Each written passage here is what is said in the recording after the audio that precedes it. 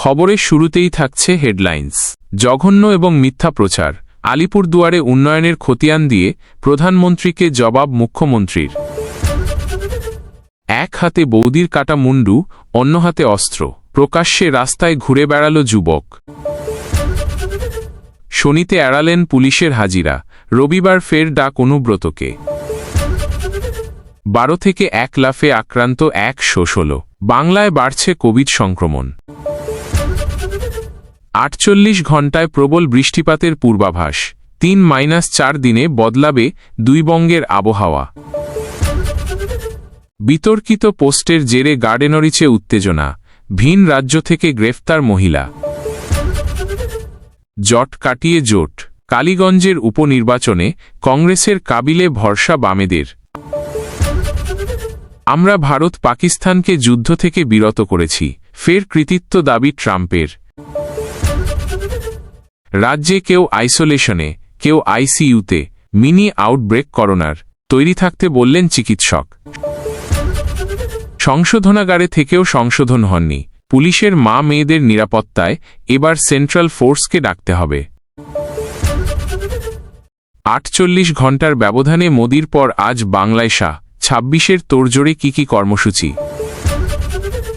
আলিপুরদুয়ারে প্রধানমন্ত্রীর আক্রমণের জবাব দিলেন মুখ্যমন্ত্রী মমতা বন্দ্যোপাধ্যায়। প্রধানমন্ত্রী নরেন্দ্র মোদী আলিপুরদুয়ারের জনসভা থেকে 2026-এর বিধানসভা নির্বাচনের ডঙ্কা বাজিয়েছেন। পশ্চিমবঙ্গ সরকার এবং শাসক দল তৃণমূলকে তীব্র আক্রমণ করে দুর্নীতি নিয়ে সরব হয়েছিলেন, উন্নয়ন নিয়েও প্রশ্ন তুলেছিলেন। এবার তাকে জবাব দিলেন খোদ মুখ্যমন্ত্রী। এক্স হ্যান্ডেল পোস্টে বিস্তারিত উন্নয়নের খতিয়ান তুলে ধরে প্রধানমন্ত্রীর বক্তব্যের প্রতিক্রিয়া দিয়েছেন মমতা বন্দ্যোপাধ্যায়। প্রধানমন্ত্রীর উত্তরবঙ্গ সফরের পরদিনই আলিপুরদুয়ার জেলার জন্য রাজ্য সরকার কি উন্নয়ন করেছে সেই খতিয়ান তুলে ধরলেন মমতা বন্দ্যোপাধ্যায়। তার অভিযোগ, সংকীর্ণ রাজনৈতিক স্বার্থে উদ্দেশ্যপ্রণোদিতভাবে প্রচার করেছেন প্রধানমন্ত্রী। আলিপুরদুয়ার জেলার মানুষের জন্য আমাদের সরকারের উল্লেখযোগ্য উন্নয়নমূলক কাজগুলিকে খাটো করে দেখানোর চেষ্টা করা হয়েছে। তাই আমি আলিপুরদুয়ারের জনগণের জন্য আমাদের প্রকৃত উদ্যোগ সম্পর্কে কিছু তথ্য দিতে চাই। শুরুটা এভাবেই করেন মুখ্যমন্ত্রী। এরপর তিনি লেখেন, মানুষের আরও কাছাকাছি প্রশাসনকে আনতে 2014 সালের জুন মাসে আলিপুরদুয়ার জেলাকে বাংলার 20তম জেলা হিসেবে প্রতিষ্ঠা করেছি আমরা। তারপর জেলার বিভিন্ন ক্ষেত্রে উল্লেখযোগ্য উন্নয়নমূলক অগ্রগতি হয়েছে। আলিপুরদুয়ারের প্রত্যেক বাসিন্দা অন্তত একটি করে রাজ্য সরকারি প্রকল্পের সুবিধা পেয়েছেন। আমরা সর্বদা বাংলার মানুষের জন্য যথাসাধ্য চেষ্টা করি, তাই তাঁরা আমাদের সঙ্গে রয়েছেন। আমরা ধর্ম, বর্ণ বা অন্য কোনো সংকীর্ণতার ভিত্তিতে মানুষে ভেদাভেদ করি না। আমরা সর্বদা জনগণের জন্য কাজ করি, সর্বদা তাদের পাশে দাঁড়িয়ে থাকি। স্বাস্থ্য থেকে শুরু করে শিক্ষা, গত কয়েক বছরে তার সরকার কি করেছে সে বর্ণনায় দীর্ঘ এক্স পোস্টে লেখেন মুখ্যমন্ত্রী। মমতা জানান, শুধু আলিপুরদুয়ারের লক্ষ্মীর ভাণ্ডার প্রকল্পের সুবিধা পান 3,57,000 মহিলা, খাদ্যসাথী পান 12,91,000 উপভোক্তা, সবুজ সাথীর সাইকেল পেয়েছে 2,54,000 ছাত্রছাত্রী, রূপশ্রী পেয়েছেন 46,000 মহিলা। আলিপুরদুয়ারে স্বাস্থ্যসাথীর সুবিধা পান 4 লক্ষেরও বেশি মানুষ, শিক্ষাশ্রী পেয়েছে 3,10,000, ঐক্যশ্রী পেয়েছেন 2,05,000। তরুণের স্বপ্ন প্রকল্পের আওতায় ট্যাব প্রদান করা হয়েছে 63,000 জনকে। জয় জোহর পেনশন যোজনা পেয়েছেন 15,396 জন। তফসিলি বন্ধু পেয়েছেন 29,486 জন। কৃষক বন্ধু পেয়েছেন 95,000। বাংলা শস্য বীমা পেয়েছেন 1,18,000 জন। বিনামূল্যে সামাজিক সুরক্ষা পেয়েছেন 2,75,000 জন। আলিপুরদুয়ারে 37,000 এর বেশি পাট্টা বিতরণ করা হয়েছে, যার মধ্যে রয়েছে 17,072টি জমির পাট্টা, 12,614টি শরণার্থী পাট্টা, 6,397টি বনের পাট্টা এবং 1,127টি চা সুন্দরী পাট্টা। তিনি আরও জানান, 2,84,000 মানুষের জন্য 1,28,00,000 কর্মদিবস তৈরি করেছে তার সরকার। সেজন্য ব্যয় হয়েছে প্রায় 300 কোটি টাকা।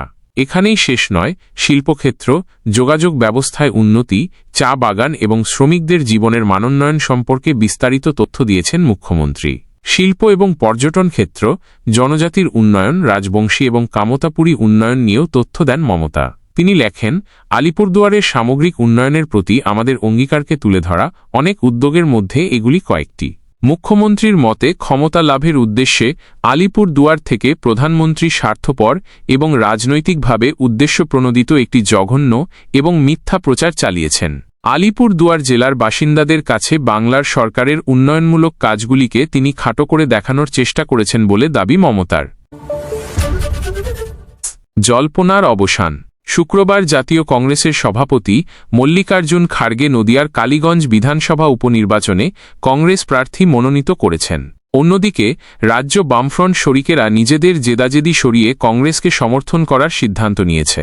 অর্থাৎ বামফ্রন্ট তার দুর্বলতা কাটাতে কংগ্রেসের ওপরই ভরসা রাখছে। কালীগঞ্জ উপনির্বাচনে কংগ্রেস মনোনীত প্রার্থী কাবিল উদ্দিন শেখকেই সমর্থন জানানোর সিদ্ধান্ত নিয়েছে রাজ্য বামফ্রন্ট নেতৃত্ব। কাবিল শব্দটি আরবি কাবাইল শব্দ থেকে এসেছে। আলজেরিয়ার পাহাড়ে বসবাসকারী উপযোগ জাতিকে কাবাইল বলা হয়ে থাকে। ঠিক তেমনি অভিধান অনুযায়ী কাবিল শব্দের অর্থ যোগ্য, সক্ষম বা দক্ষ। সেই নামে পরিচিত কালীগঞ্জের কংগ্রেস নেতাকে প্রার্থী করা হয়েছে আসন্ন উপনির্বাচনে। কংগ্রেস সূত্রের দাবি, আগামী ২রা জুন প্রার্থী পদে মনোনয়ন জমা দেবেন কংগ্রেস প্রার্থী কাবিল উদ্দিন শেখ। কংগ্রেস কর্মীদের সঙ্গে স্থানীয় বাম নেতা কর্মীও অংশ নেবেন এই শোভাযাত্রায়। কংগ্রেস প্রার্থী কাবিল উদ্দিন শেখকে বামেদের সমর্থন করার অন্যতম কারণ নিজেদের মতবিরোধ দূর করা। সূত্রের দাবি, বুধবারের পর শুক্রবার সন্ধ্যায় ফের রাজ্য বামফ্রন্টের বৈঠক বসে। কালীগঞ্জ বিধানসভা উপনির্বাচনে বামফ্রন্টের তরফে সিপিএম এবং আরএসপি উভয় রাজনৈতিক দল প্রার্থী দিতে উদ্যোগী হয়। কিন্তু শেষ পর্যন্ত ২০২৬-এর বিধানসভা নির্বাচনের দিকে তাকিয়ে কংগ্রেসকেই সমর্থন করা উপযুক্ত বলে বামফ্রন্টের নেতৃত্ব মনে করছে। বাম শরিক দলের এক রাজ্য নেতৃত্বের কথায়, তৃণমূলের বিরুদ্ধে লড়াই করতে গেলে এই মুহূর্তে কালীগঞ্জে কংগ্রেসকে সমর্থন করা ছাড়া আমাদের আর উপায় নেই। কারণ বামেদের মধ্যে দুই রাজনৈতিক দল যদি আলাদাভাবে প্রার্থী দেয় এবং কংগ্রেস প্রার্থী যদি আলাদা থাকে, তাহলে ভোট পার্সেন্টেজ ভাগ হয়ে তলানিতে ঠেকবে, শক্তি বৃদ্ধি পাবে শাসক দলের। সেই সুযোগ না দিয়ে বাম শরিকেরা সর্বসম্মতিতে কংগ্রেসকে সমর্থন করার সিদ্ধান্ত নিয়েছে। কংগ্রেসকে যাতে সমর্থন করা হয় বা কংগ্রেস প্রার্থী দিতে চায়, এই বিষয়ে আগেই বিমান বসুকে চিঠি দিয়েছিলেন প্রদেশ নেতৃত্ব। ফলে তাদের সম্মান জানিয়ে ২৬-এর নির্বাচনের সমঝোতার পথ খোলা রেখে কংগ্রেসকে সমর্থন করার সিদ্ধান্ত নেওয়া হয়েছে। দেশের ৫ বিধানসভা কেন্দ্রে উপনির্বাচন ঘোষণা করেছে কেন্দ্রীয় নির্বাচন কমিশন। তার মধ্যে রাজ্যের নদিয়া জেলার কালীগঞ্জ বিধানসভা রয়েছে। এখানকার প্রাক্তন বিধায়ক নাসির উদ্দিন আহমেদের মৃত্যুর পর বিধানসভা বিধায়ক শূন্য হয়। শাসক দল তৃণমূল কংগ্রেসের তরফে সেখানে প্রার্থী করা হয়েছে তারই কন্যা আলিফা আহমেদকে। যদিও বিরোধী দল বিজেপি সহ সিপিএম বা কংগ্রেসের প্রার্থী ঘোষণা করা হয়নি।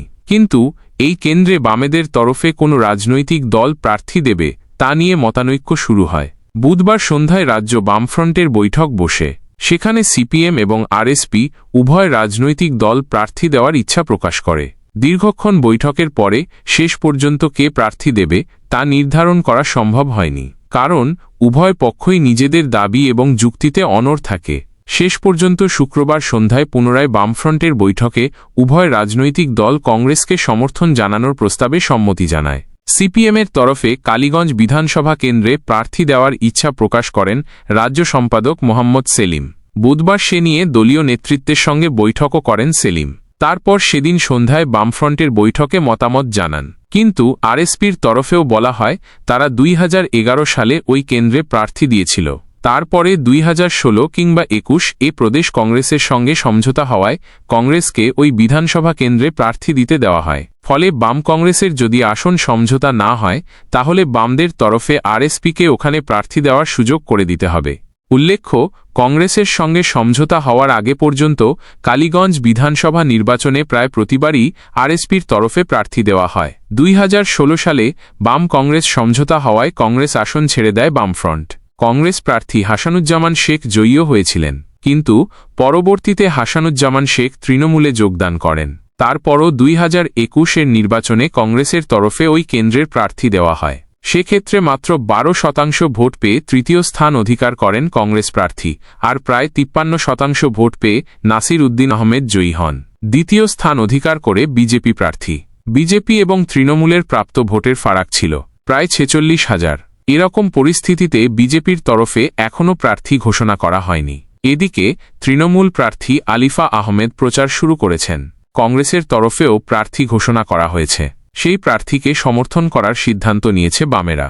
এখন দেখার নির্বাচনে কালীগঞ্জের মানুষ কোন রাজনৈতিক দলের প্রার্থীকে বেছে নেয়। আবার ছড়াচ্ছে করোনা। দেশ জুড়ে ঊর্ধ্বমুখী সংক্রমণের হার চিন্তা বাড়াচ্ছে। এরই মধ্যে কলকাতায় আরও ২১ জন করোনা আক্রান্তের হদিশ মিলল। সিএমআরআই হাসপাতালে ভর্তি রয়েছেন ৫ জন। হাসপাতাল সূত্রে খবর, গত ৩ দিনে সেখানে পরীক্ষায় ১০ জনের করোনা পজিটিভ ধরা পড়েছে। যদিও তাদের শারীরিক অবস্থা স্থিতিশীল হওয়ায় হাসপাতালে ভর্তি করতে হয়নি। জ্বর, সর্দি, কাশির উপসর্গ নিয়ে পিয়ারলেস হাসপাতালে ভর্তি রয়েছেন ৮০ ঊর্ধ্ব এক বৃদ্ধ। কলকাতার মণিপাল হাসপাতালে করোনা পজিটিভ ৩ জনের মধ্যে একজনকে রাখা হয়েছে ক্রিটিক্যাল কেয়ার ইউনিটে। এই পরিস্থিতিতে কোভিড পজিটিভ সমস্ত নমুনার জিনোম সিকোয়েন্সিং করার সিদ্ধান্ত নিয়েছে স্বাস্থ্য দফতর। এখন থেকে সব নমুনা পাঠানো হবে পুনের ন্যাশনাল ইনস্টিটিউট অব ভাইরোলজিতে। পরীক্ষা করে দেখা হবে কোন প্রজাতির করোনা ভাইরাসের উপস্থিতি আছে।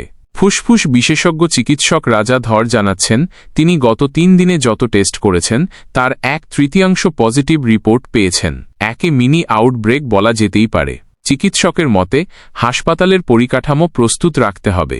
চিকিৎসকের মতে যাদের কোমরবিডিটি রয়েছে তাদের বাড়তি সতর্ক থাকতে হবে। বর্তমানে যে প্রজাতি মূলত সংক্রমণ ঘটাচ্ছে তা থেকে সংক্রমণের প্রবণতা বেশি। কেন্দ্রীয় স্বাস্থ্য মন্ত্রকের পরিসংখ্যান বলছে, সোমবার পর্যন্ত দেশে করোনা আক্রান্তের সংখ্যা ১,০১০। কেরলে আক্রান্ত ৪৩০, মহারাষ্ট্রে আক্রান্ত ২১০ ও দিল্লিতে আক্রান্ত ১০৪ জন। এই রাজ্যগুলিতে পরিস্থিতি উদ্বেগজনক মনে করছেন চিকিৎসকরা। মিজোরামে ৭ মাস পরে নতুন করে ২ জন করোনা আক্রান্তের হদিশ মিলেছে। ২০২০ থেকে ২০২২ গোটা বিশ্বে কাঁপুনি ধরিয়েছিল করোনা। কেউ স্বজন হারিয়েছিলেন, কেউ হারিয়েছিলেন উপার্জন। ঘরবন্দি অবস্থায় আতঙ্ক যন্ত্রণায় ভরা এক দুর্বিষহ সময় কাটাতে হয়েছিল গোটা বিশ্বের মানুষকে। ৩ বছর পর ফের চোখ রাঙাচ্ছে করোনার নতুন উপপ্রজাতি NB1.8.1। গত কয়েকদিন ধরে মালয়েশিয়া, সিঙ্গাপুর, হংকংয়ের মতো জায়গায় লাফিয়ে লাফিয়ে বেড়েছে সংক্রমিতের সংখ্যা। উদ্বেগ ক্রমশই বাড়ছে এদেশে। বারবার বিতর্ক, কিন্তু কোনোবারই অনুব্রত মণ্ডলের বিরুদ্ধে কোনো ব্যবস্থা নেয়নি পুলিশ। উল্টে তার সুবিধা করে দেওয়ার অভিযোগ উঠেছে পুলিশের বিরুদ্ধে। এবার সেই পুলিশকেই অনুব্রত মণ্ডলের অকথ্য গালিগালাজের ভাইরাল অডিও ঘিরে তোলপাড় গোটা রাজ্য। ফের পুলিশকে হুমকি, আবার বিতর্কে সেই অনুব্রত মণ্ডল। এবার তো ভাইরাল অডিও ক্লিপে আইসিকে হুমকি দিতে গিয়ে অনুব্রত মণ্ডলের মুখে শোনা গেছে রাজ্য পুলিশের ডিজি রাজীব কুমারের প্রসঙ্গও। তার বিরুদ্ধে কড়া ব্যবস্থা নেওয়ার দাবি যখন জোরালো হচ্ছে, তখন বিরোধীরা এও বলছে, অতীতে অনুব্রত মণ্ডলের বিরুদ্ধে ব্যবস্থা নেওয়া তো দূরের কথা, বারবার তাকে আড়াল করার চেষ্টাই তো করেছে পুলিশ। সময়টা ২০২২ ডিসেম্বর। গরু পাচার মামলায় তখন আসানসোল জেলে বন্দী ছিলেন অনুব্রত মণ্ডল। তাকে দিল্লি নিয়ে যেতে তখন চরম তৎপর ইডি। ঠিক যেদিন অনুব্রত মণ্ডলকে দিল্লি নিয়ে যাওয়ার ছাড়পত্র দেয় দিল্লির আদালত, সেদিনই অনুব্রত মণ্ডলের বিরুদ্ধে ১ বছর আগের একটি ঘটনায় আচমকাই এফআইআর দায়ের করেন তৃণমূল নেতা ও প্রাক্তন পঞ্চায়েত প্রধান শিবঠাকুর মণ্ডল। আর তড়িঘড়ি অনুব্রত মণ্ডলকে হেফাজতে নিয়ে নেয় পুলিশ। ফলে তখনকার মতো তার দিল্লি যাত্রা থমকে যায়। তখনই প্রশ্ন উঠেছিল, তাহলে কি অনুব্রতর দিল্লি যাওয়া আটকাতেই সেই মামলা দায়ের করা হয়েছিল? অনুব্রত যাতে বীরভূমে পুলিশি হেফাজতে থাকতে পারেন সেই কারণেই ছক কষা হয়েছিল। বিজেপি বিধায়ক অগ্নিমিত্রা পাল বলেন, নিচের তলার যারা পুলিশ তারা চাইছে এই সরকার চলে যাক, কিন্তু উপরতলার যে পুলিশরা আছে তারা এখনও ভাবছে তোষামত করে রয়ে যাবে। তারা বুঝতে পারছে না এই অনুব্রত, এই শেখ শাহজাহান, এদের হাতটা আপনার বাড়ি অবধি পৌঁছে গেছে। বিরোধীরা বলছে, অনুব্রত মণ্ডলকে আড়াল করতে পুলিশ যেমন তৎপর থেকেছে, তেমনি তিনি যাদের বিরুদ্ধে অভিযোগ করেছেন তাদের আবার তৎক্ষণাৎ গ্রেফতার করেছে। ২০২০ সালে অনুব্রত মণ্ডলকে হুমকি দেওয়ার অভিযোগে গ্রেফতার হয়েছিলেন পূর্ব বর্ধমানের গুসকরার তৎকালীন তৃণমূল নেতা ও প্রাক্তন কাউন্সিলর নিত্যানন্দ চট্টোপাধ্যায়। অনুব্রত মণ্ডল এতটাই প্রভাবশালী যে প্রকাশ্যে পুলিশ দিয়ে গ্রেফতার করিয়ে দেওয়ারও হুমকি দিতে শোনা গেছে তাঁকে। এখন অনুব্রত মণ্ডলের আইসিকে হুমকি দেওয়ার অডিও ভাইরাল হওয়ার পর সেই সঙ্গীতা চক্রবর্তী মুখ খুলেছেন, যাকে গ্রেফতার করিয়ে দেওয়ার হুমকি দিয়েছিলেন অনুব্রত মণ্ডল। মানবাধিকার কর্মী সঙ্গীতা চক্রবর্তী বলেন, এটাই অনুব্রত মণ্ডল। এই কথাটাই আমি ২০১৭ সাল থেকে একটানা বলে চলেছিলাম। আজকে যেটা ভাইরাল হচ্ছে, তিনি ২ বছর সংশোধনাগারে থেকে এসেও সংশোধন হননি। পুলিশের মা মেয়েদের নিরাপত্তা দেওয়ার জন্য এবার মনে হচ্ছে সেন্ট্রাল ফোর্সকে ডাকতে হবে। এখন প্রশ্ন একটাই, তৃণমূল কি অনুব্রত মণ্ডলের বিরুদ্ধে কোনো কড়া ব্যবস্থা নেবে, নাকি তাকে ক্ষমা চাইয়ে দেওয়ার সুযোগ করে দিয়ে রেহাই দিল তারা? পুলিশ কি অনুব্রতকে গ্রেফতার করবে? শহর কলকাতার বিভিন্ন পরিস্থিতিকে সামনে রেখে পোস্টের মাধ্যমে বিতর্কিত মন্তব্য সোশ্যাল মিডিয়ায়। এর জেরে গার্ডেনরিচ সহ কলকাতা পুলিশের আওতাধীন বন্দর এলাকার বিভিন্ন জায়গায় পথ অবরোধ থেকে বিক্ষিপ্ত অশান্তির ঘটনা ঘটল। সেই ঘটনায় এক মহিলাকে এবার হরিয়ানার গুরুগ্রাম থেকে গ্রেফতার করল গার্ডেনরিচ থানার পুলিশ। নাম শর্মিষ্ঠা পানলি। তার বিরুদ্ধে হিংসা ছড়ানোর অভিযোগ আনা হয়েছে বলে জানা গিয়েছে। এই ঘটনায় কলকাতা পুলিশের ডিসি বন্দর হরিকৃষ্ণ পাই বলেন, ঘটনা সূত্রপাত বেশ কিছুদিন আগে। ধৃত মহিলা ইনস্টাগ্রামে অ্যাকাউন্ট খুলে সেখানে একাধিক বিতর্কিত মন্তব্য করতে থাকেন, যার ফলে একটি বিশেষ সম্প্রদায়ের মানুষ আঘাত পান। এছাড়াও এলাকার আইন শৃঙ্খলার ধীরে ধীরে অবনতি ঘটতে শুরু করে। তিনি আরও বলেন, আমরা ওই মহিলাকে আদালতের তরফ থেকে একাধিকবার নোটিশ পাঠাই, তাকে থানায় দেখা করতে অনুরোধ জানাই, কিন্তু তিনি একবারও থানায় আসেননি। পরবর্তী সময়ে তার বাড়িতে গিয়ে দেখা যায় পরিবারের বাড়ি ছেড়ে অন্য কোথাও চলে গিয়েছেন। এরপর আদালতের তরফ থেকে সংশ্লিষ্ট মহিলার বিরুদ্ধে লুকআউট নোটিশ জারি হয়। তারপর শুক্রবার রাতে তাকে গুরুগ্রামে এক আত্মীয়ের বাড়ি থেকে গ্রেফতার করা হয়। লালবাজার সূত্রে খবর, ধৃত মহিলাকে কলকাতায় নিয়ে আসার কাজ চলছে। মূলত ওই মহিলাকে কলকাতায় এনে নিজেদের হেফাজতে চাইবে পুলিশ। পরবর্তী সময়ে ওই মহিলাকে জেরা করে জানতে চাওয়া হবে যে তিনি কেন এই ঘটনা ঘটালেন, কী উদ্দেশ্যে তিনি সোশ্যাল মিডিয়ায় এই বিতর্কিত পোস্ট করতেন। এছাড়াও কেউ কি তাকে এই বিতর্কিতমূলক পোস্ট করতে বাধ্য করেছিলেন? এই সকল বিষয়গুলি জানার চেষ্টা করবেন তদন্তকারীরা। পুলিশ সূত্রে জানা গিয়েছে, মূলত সোশ্যাল মিডিয়ার মাধ্যমে কোনো ব্যক্তি যদি অপরাধমূলক কর্মকাণ্ড করে তার অভিযোগ জানানোর জন্য কলকাতা পুলিশের বিভিন্ন ডেপুটি কমিশনারের অফিসে খোলা হয়েছে সাইবার ক্রাইম সেল। কলকাতার পোর্ট ডিভিশনেও একটি সাইবার সেল অফিস রয়েছে। মূলত ওই এলাকায় কোনো প্রতারণা হলে অভিযোগের জন্য আর এখন লালবাজারের সাইবার সেলে যেতে হয় না। তারা কলকাতা পুলিশের অফিসেই আলাদা সাইবার সেলে গিয়ে লিখিত অভিযোগ দায়ের করতে পারেন। মহিলার ক্ষেত্রেও তেমনই অভিযোগ করা হয় সাইবার সেলের অফিসে, পাশাপাশি লালবাজারের সাইবার সেলেও। বঙ্গোপসাগরের নিম্নচাপ বাংলাদেশে ঘুরে যাওয়ায় বৃষ্টি কমল দক্ষিণবঙ্গে। তবে এই শেষ নয়, টানা আরও 4 দিন বজ্রবিদ্যুৎ সহ বৃষ্টিপাত চলবে। দক্ষিণবঙ্গের প্রতিটি জেলাতেই বিক্ষিপ্ত বৃষ্টিপাতের সম্ভাবনা রয়েছে। উপকূলীয় জেলাগুলিতে ভারী বৃষ্টি হবে বলে জানিয়েছে মৌসুম ভবন। আলিপুর আবহাওয়া দফতরের খবর অনুযায়ী চলতি সপ্তাহে বৃষ্টিপাত চলবে। নিম্নচাপের প্রভাবে বিক্ষিপ্তভাবে ভারী বৃষ্টি হবে উপকূল ও বাংলাদেশ সংলগ্ন জেলাগুলিতে। আর 4 দিন পর বৃষ্টির প্রভাব কমবে। কোনো জেলায় ভারী বৃষ্টির সম্ভাবনা নেই। বাতাসে জলীয় বাষ্প থাকায় আর্দ্রতাজনিত অস্বস্তি থাকবে। শনিবার পূর্ব ও পশ্চিম বর্ধমান, বীরভূম, মুর্শিদাবাদে বজ্রবিদ্যুৎ সহ বৃষ্টির সতর্কতা রয়েছে। তবে বজ্রবিদ্যুৎ সহ হালকা থেকে মাঝারি বৃষ্টির সম্ভাবনা রয়েছে। কোনো জেলায় ভারী বৃষ্টি আপাতত হবে না। উত্তরবঙ্গে আগামী 48 ঘণ্টায় প্রবল বৃষ্টিপাত হবে। উপরের 5 জেলাতে ভারী থেকে অতি ভারী বৃষ্টির সতর্কতা জারি করেছে আলিপুর আবহাওয়া অফিস, যে কারণে প্রবল বৃষ্টিতে ধসের আশঙ্কা বেড়েছে। সেই সঙ্গে বাড়বে নদীর জলস্তর। রবিবার শুধুমাত্র দার্জিলিং ও কালিম্পং জেলাতেই বিক্ষিপ্তভাবে ভারী বৃষ্টি চলবে। এরপর বৃষ্টির পরিমাণ কমতে পারে। উত্তর ও দক্ষিণবঙ্গে আগামী 3-4 দিনে অন্তত 3-4 ডিগ্রি সেলসিয়াস তাপমাত্রা বাড়তে পারে। উত্তরবঙ্গে বর্ষা ঢুকে গেছে। দক্ষিণবঙ্গে কবে বর্ষা ঢোকে এখন তারই অপেক্ষা। প্রধানমন্ত্রী নরেন্দ্র মোদীর পর এবার 2026 বিধানসভা নির্বাচনের রণনীতি সাজাতে বঙ্গ সফরে আসছেন অমিত শাহ। শনিবার কলকাতায় পৌঁছবেন কেন্দ্রীয় স্বরাষ্ট্রমন্ত্রী। থাকবেন 20 ঘণ্টা। নেতাজি ইন্ডোর স্টেডিয়ামে করবেন সাংগঠনিক সভা। প্রধানমন্ত্রী যখন উত্তরবঙ্গ থেকে নির্বাচনী যুদ্ধের রাজনৈতিক সুর বেঁধে দিলেন কেন্দ্রীয় স্বরাষ্ট্রমন্ত্রী, তখন দক্ষিণবঙ্গে দেবেন সাংগঠনিক বার্তা। কিন্তু মাত্র 48 ঘণ্টার ব্যবধানে হেভিওয়েট 2 শীর্ষ নেতৃত্বের বাংলায় আসা নিয়ে মনোবল দ্বিগুণ হয়ে গিয়েছে গেরুয়া শিবিরে। জানা গিয়েছে শনিবার রাতে কলকাতায় পৌঁছবেন অমিত শাহ। থাকবেন নিউটাউনের একটি হোটেলে। সেখানে দলের শীর্ষ নেতাদের সঙ্গে আলোচনা হতে পারে তাঁর। রবিবার প্রথমে যোগ দেবেন রাজারহাটের একটি সরকারি অনুষ্ঠানে। এরপর যাবেন নেতাজি ইন্ডোর স্টেডিয়ামে। সেখানেই সাংগঠনিক সভা রয়েছে শাহের। মণ্ডল স্তর পর্যন্ত সমস্ত নেতাদের নিয়ে 26 এর রণনীতি ঠিক করে দিতে পারেন তিনি। সিমলা স্ট্রিটে স্বামী বিবেকানন্দের বাসভবনে গিয়ে শ্রদ্ধা নিবেদনও করতে পারেন। দিল্লি ফিরবেন রবিবার বিকেল 5:35 ফ্লাইটে। মূলত 3টি বিষয়কে সামনে রেখেই আসন্ন নির্বাচনের প্রচারের সুর বেঁধেছে বিজেপি। প্রথমত, অপারেশন সিঁদুর ভারতীয় সেনার সাফল্য। দ্বিতীয়ত, তৃণমূলকে বিদ্যে শিক্ষক নিয়োগ দুর্নীতি এবং 26,000 চাকরিহারার যন্ত্রণা তুলে ধরা, এবং সর্বোপরি তৃণমূলের বিরুদ্ধে তোষণের রাজনীতির ইস্যুতে নিয়ে আরও জোরদার প্রচার চালিয়ে হিন্দু ভোট এককাট্টা করা। প্রধানমন্ত্রী নরেন্দ্র মোদীও আলিপুরদুয়ার থেকে 32 মিনিটের বক্তৃতায় এই 3 বিষয়ের ওপরই জোর দিয়েছেন। সেই সুরেই সুর চড়াতে পারেন অমিত শাহ। তবে তিনি অবশ্য বঙ্গ বিজেপির সাংগঠনিক দুর্বলতা নিয়ে নানা নির্দেশিকাও দিতে পারেন শুভেন্দু সুকান্তদের। প্রধানমন্ত্রীর আলিপুরদুয়ারের সভায় দেখা যায়নি দিলীপ ঘোষকে। অমিত শাহের সাংগঠনিক সভায় তার স্থান হয় কি না সেদিকেও নজর রাজনৈতিক মহলের। পাশাপাশি নয়া সভাপতি নির্বাচন নিয়েও শাহের এই সফরে আলোচনার বিস্তর সম্ভাবনা। 7 সকালে ভয়ঙ্কর ঘটনা। বৌদির মাথা কেটে খুন করল দেওর। আর খুন করার পর কাটা মুন্ডু হাতে নিয়ে প্রকাশ্যে রাস্তায় ঘুরে বেড়াল ওই যুবক।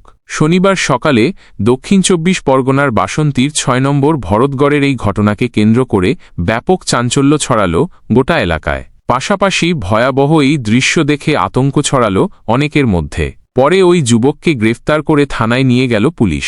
ধৃতের নাম বিমল মণ্ডল। জানা গিয়েছে এদিন সকালে স্থানীয়রা রাস্তা দিয়ে হাঁটতে দেখেন ওই যুবককে। তার বাঁ হাতে ছিল কাটা মুন্ডু এবং অন্য হাতে ছিল রক্তমাখা ধারালো অস্ত্র। গোটা শরীর এবং জামাকাপড়ে ছিল রক্তের দাগ। ভয়ঙ্কর এই দৃশ্য দেখে যুবকের ভিডিও করেন অনেকে। আবার অনেকেই আতঙ্কে যুবকের যাওয়ার রাস্তা থেকে সরে যান। কেউ কেউ আবার ভয়ে পালিয়ে যান অথবা ঘরের দরজা বন্ধ করে দেন। যাওয়ার পথেই একটি মন্দির দেখে সেখানে থেমে যায় যুবক। এরপর মন্দিরে প্রণাম করে আবার হাঁটতে থাকে। পরে স্থানীয়রা খবর দেন পুলিশে। খবর পেয়ে সেখানে পৌঁছাল বাসন্তী থানার পুলিশ। সেখান থেকে যুবককে গ্রেফতার করে থানায় নিয়ে যাওয়া হয়। কাটা মুন্ডুও উদ্ধার করল পুলিশ। যদিও কী কারণে খুনের ঘটনা তা জানা যায়নি। প্রাথমিকভাবে মনে করা হচ্ছে পারিবারিক অশান্তির জেরেই এই খুনের ঘটনা হতে পারে। প্রথমে ধারালো অস্ত্র দিয়ে খুন করার পর মহিলার মুন্ডু ধর থেকে আলাদা করে দেওয়া হয়। পরে সেই মুন্ডু হাতে নিয়ে রাস্তায় ঘুরে বেড়ায় যুবক। মহিলার দেহ একটি জমিতে পড়ে থাকতে দেখা যায়। মহিলার পরিচয় জানার চেষ্টা করছে পুলিশ। শনিবার সকালের এই ঘটনায় এলাকায় ব্যাপক চাঞ্চল্য ছড়িয়েছে। কী কারণে এই খুন খতিয়ে দেখছে পুলিশ। পারিবারিক অশান্তির জেরে খুন নাকি অন্য কারণ, গোটা বিষয়টি খতিয়ে দেখা হচ্ছে। প্রশ্ন উঠেছে যুবকের মানসিক অবস্থা নিয়েও। পুলিশ রক্তমাখা আগ্নেয়াস্ত্রটিও উদ্ধার করেছে। মৃতদেহ উদ্ধার করে ময়নাতদন্তের জন্য পাঠিয়েছে পুলিশ। পরিবারের অন্যান্য সদস্যদের সঙ্গে কথা বলে ঘটনার বিষয়ে জানার চেষ্টা করা হচ্ছে বলে পুলিশ সূত্রে জানা গিয়েছে। ভারত ও পাকিস্তানের মধ্যে যুদ্ধবিরতির জন্য ফের নিজেকে কৃতিত্ব দিলেন মার্কিন প্রেসিডেন্ট ট্রাম্প। মার্কিন প্রেসিডেন্ট ডোনাল্ড ট্রাম্প বলেছেন যে, আমরা ভারত ও পাকিস্তানকে যুদ্ধ থেকে বিরত করেছি। আমি বিশ্বাস করি এটি একটি পারমাণবিক বিপর্যয়ে পরিণত হতে পারত, এবং আমি ভারত ও পাকিস্তানের নেতৃত্বকে ধন্যবাদ জানাতে চাই। ওই দেশগুলির মহান নেতারা বুঝতে পেরেছিলেন এবং তারা একমত হয়েছিলেন, তাই এইসব বন্ধ হয়ে গিয়েছিল। তিনি আরও বলেন, আমি আমার জনগণকে ধন্যবাদ জানাতে চাই। আমরা বাণিজ্যের কথা বলি এবং আমরা এমন লোকদের সঙ্গে বাণিজ্য করতে পারি না যারা একে অপরকে গুলি চালাচ্ছে এবং পারমাণবিক অস্ত্র ব্যবহারের দিকে যেতে পারে। আমরা অন্যদের যুদ্ধ থেকে বিরত রাখছি। আমাদের কাছে বিশ্বের সর্বশ্রেষ্ঠ সেনাবাহিনী আছে। আমাদের কাছে বিশ্বের সেরা নেতারা আছেন। যদিও মার্কিন প্রেসিডেন্টের এই দাবি আগেই খারিজ করল দিল্লি। ভারত ইতিমধ্যেই পাকিস্তানের সঙ্গে যুদ্ধবিরতিতে কোনো তৃতীয় পক্ষের মধ্যস্থতা সম্পূর্ণভাবে প্রত্যাখ্যান করেছে। 22 এপ্রিল জম্মু ও কাশ্মীরের পহেলগাঁওয়ে ভয়াবহ জঙ্গি হামলার যেটিতে 26 জন বেসামরিক নাগরিক নিহত হয়েছিল প্রায় 2 সপ্তাহ পর ভারত পাকিস্তান এবং পাক অধিকৃত কাশ্মীরের জঙ্গি ঘাঁটি লক্ষ্য করে অপারেশন সিঁদুর শুরু করে, যার ফলে পাকিস্তান ও ভারতের মধ্যে সংঘর্ষ শুরু হয়। 4 দিন ধরে সীমান্তে ড্রোন ও ক্ষেপণাস্ত্র হামলার পর 10ই মে ভারত ও পাকিস্তান সংঘর্ষের অবসান ঘটাতে সম্মত হয়। নয়াদিল্লি সূত্রে জানা গিয়েছে যে, ভারত ও পাকিস্তানের সামরিক অভিযানের পরিচালনার দায়িত্বে থাকা শীর্ষকর্তারা তাৎক্ষণিকভাবে স্থল, আকাশ এবং সমুদ্রে সমস্ত ধরনের গুলিবর্ষণ এবং সামরিক পদক্ষেপ বন্ধ করতে সম্মত হয়েছেন। এতে কোনো তৃতীয় পক্ষ জড়িত নয় বলে স্পষ্ট করেন বিদেশমন্ত্রী এস জয়শঙ্কর।